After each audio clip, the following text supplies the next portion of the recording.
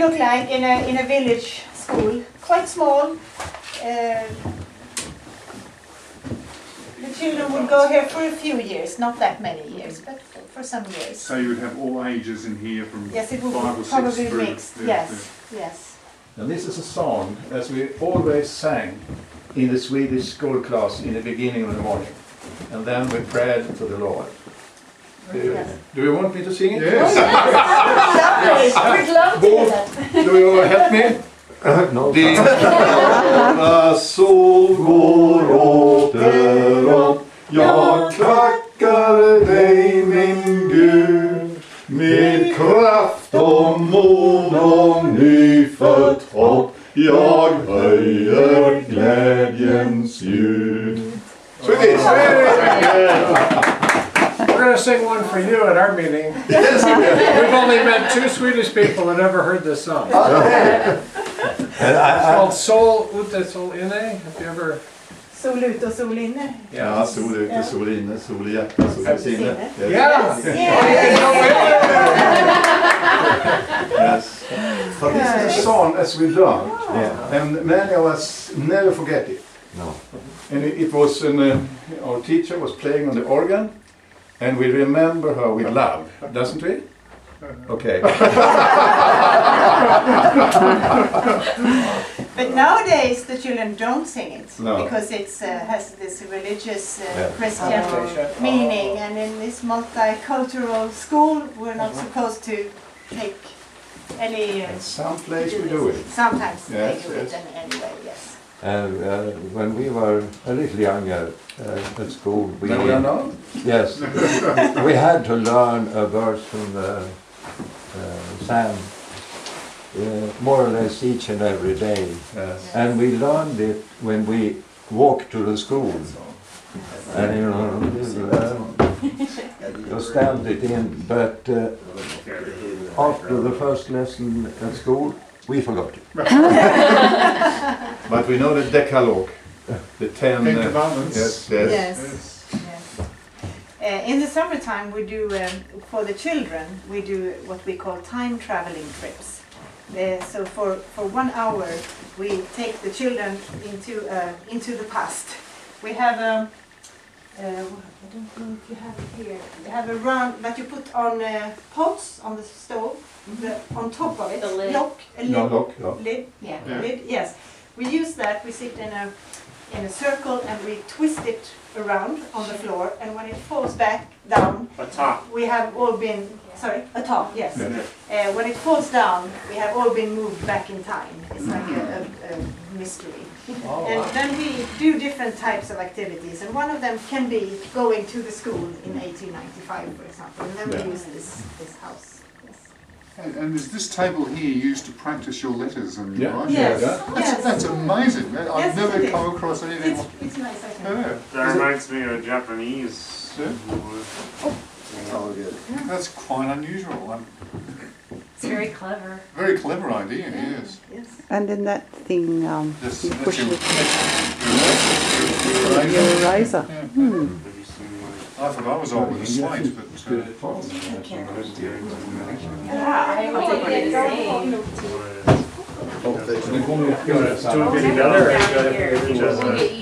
Japanese. That way, I did that too. Have you seen that Tarantino movie? Hit my wrist or something? Oh! They did the lettering.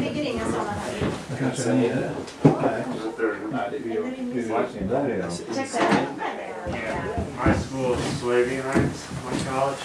Yes. Yeah. There you have the graffiti.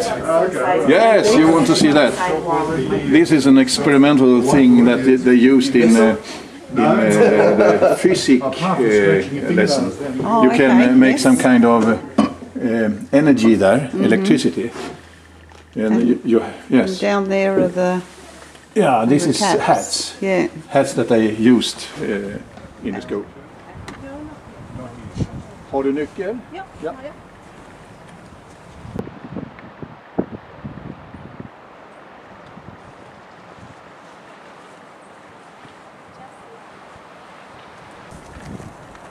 We went inside this house.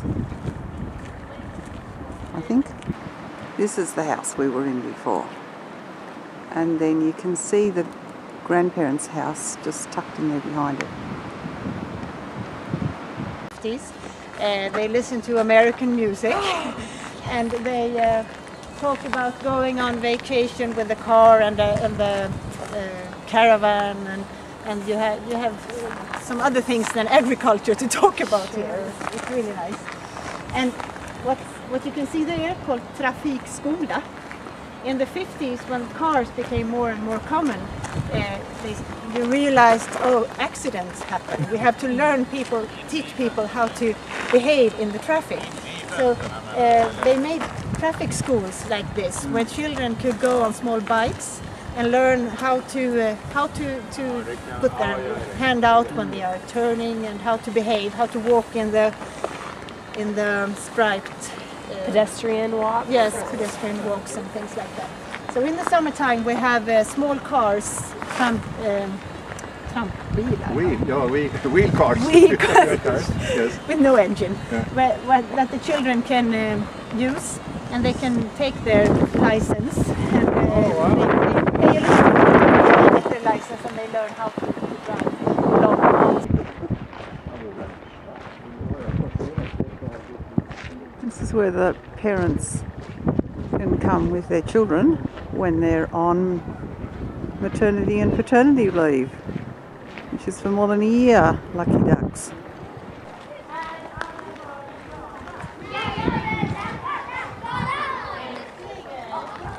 Sorts of things in this area.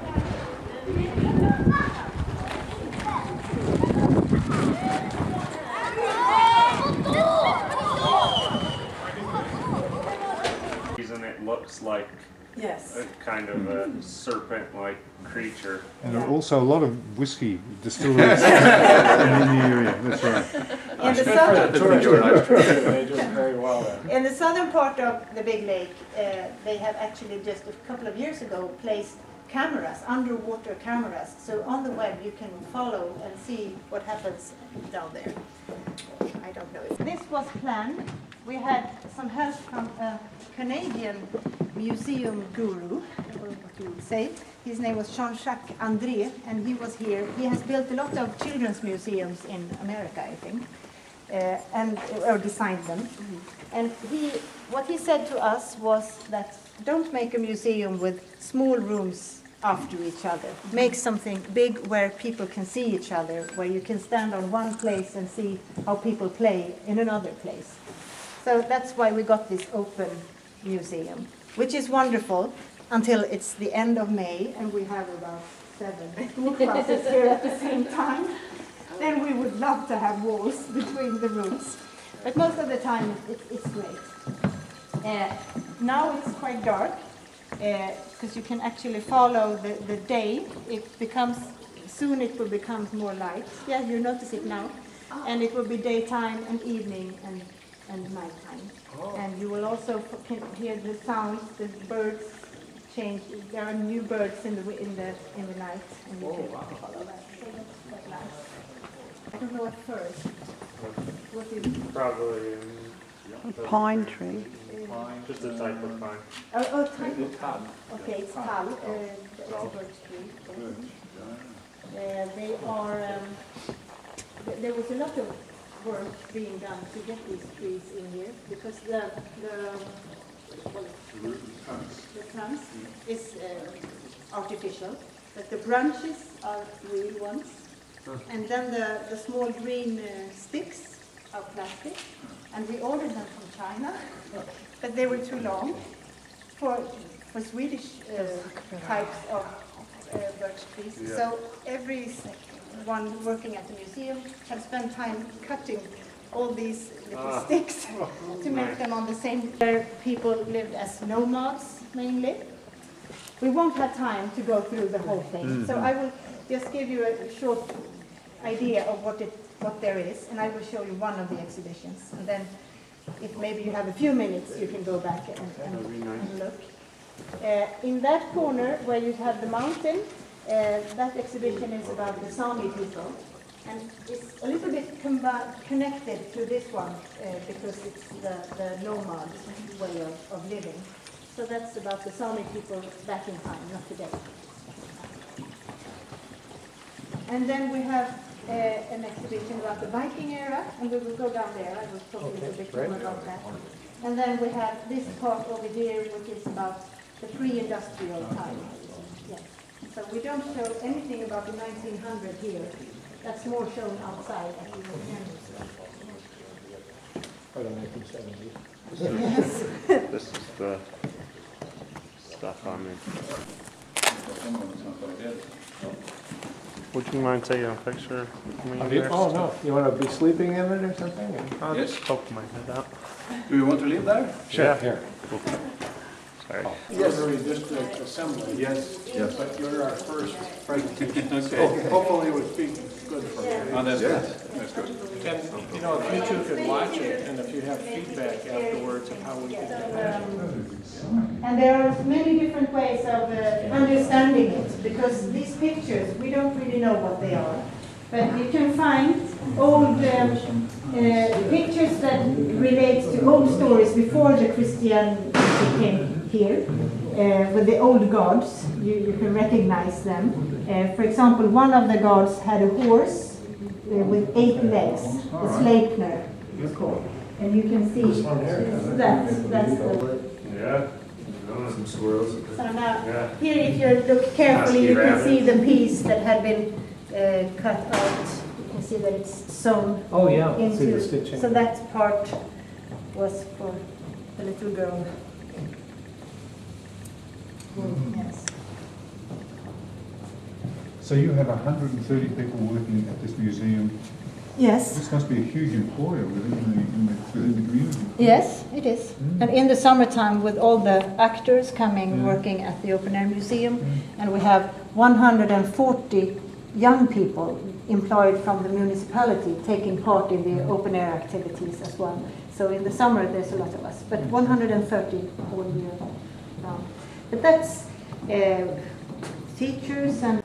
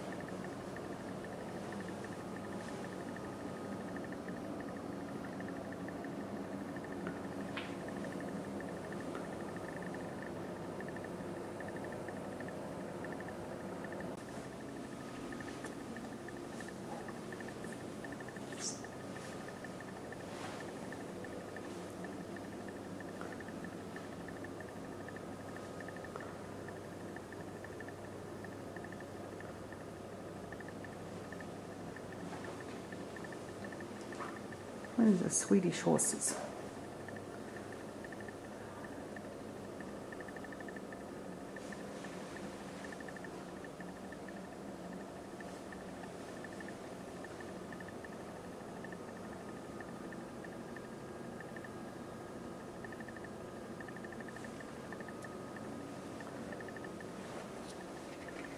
I don't know what's inside these people. Let's see.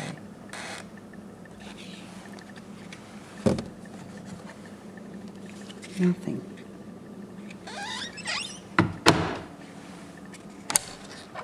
Oh, there you go. This one's got the lights on. This one. This one. There you go.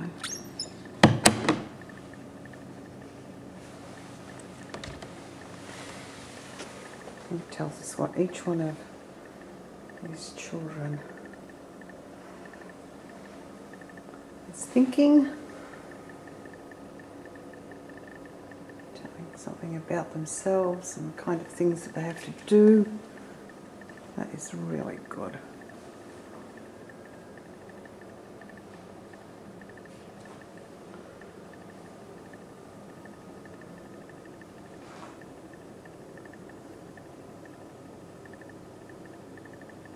think that's farming equipment. Shovels, hose.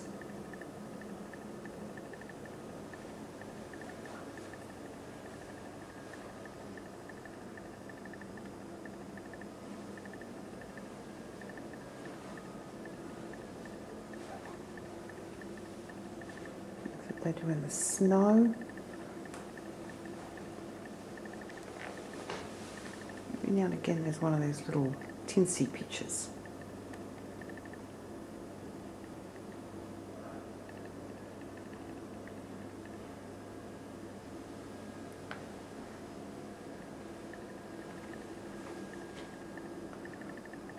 We have the hearth.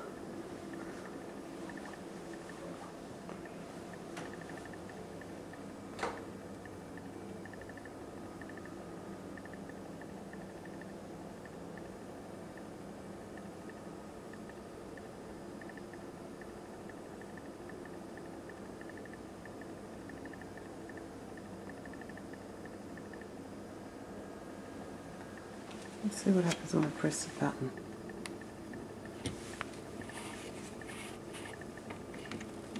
No, nothing.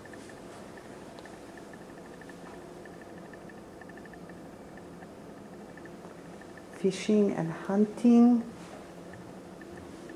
And this man here. Only a little guy. And his doggy.